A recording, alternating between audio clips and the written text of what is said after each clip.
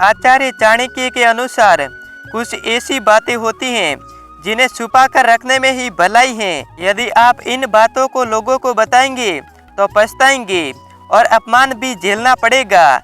ये भी हो सकता है कि आप किसी भारी मुसीबत में फंस जाएं। आओ जानते हैं कि वो कौन सी बातें हैं जिन्हें कभी भी किसी को नहीं बताना चाहिए। अपमान, धोखाधड़ी। यदि सार्वजनिक रूप से या व्यक्तिगत रूप से आपका किसी ने अपमान किया है तो उसका जमकर प्रतिकार करें। यह भी याद रखें कि आप अपने अपमान को प्रचारित करेंगे तो फिर कई लोग आपका अपमान करने लगेंगे, क्योंकि लोगों को आपके साथ कभी सहानुभूति नहीं रहती है। जो लोग किसी की सहानुभूति अर्जित करना चाहता है वही अपने अपमान के बारे में किसी से चर्चा करते हैं। दूसरा यह है कि खुद के साथ हुई धोखाधड़ी को भी हर किसी को नहीं बताना चाहिए। जिसके पास इसका समाधान हो उसे ही बताए, वरना आप हंसी के पात्र बनेंगे और सभी आपको उलाहना भी देंगे। दान पुण्य। आपने जो भी दान दिया है उसे गुप्त रखेंगे तो ही उसका लाभ मिल सकता है।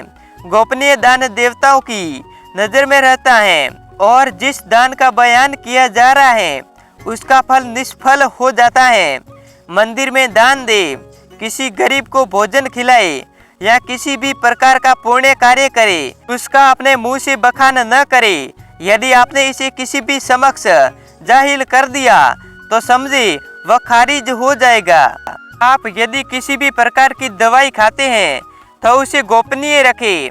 माना जाता है कि दवा का असर भी तब तक रहता है जब तक वह गोपनीय है। हालांकि कुछ लोग इससे इत्तेफाक रख सकते हैं, लेकिन प्राचीन काल में हो सकता है कि यह किसी विशेष रोग या औषधि के लिए कहा गया हो। पहले के कुछ लोग दुर्लभ वनस्पति के बारे में भी जानकार होते थे।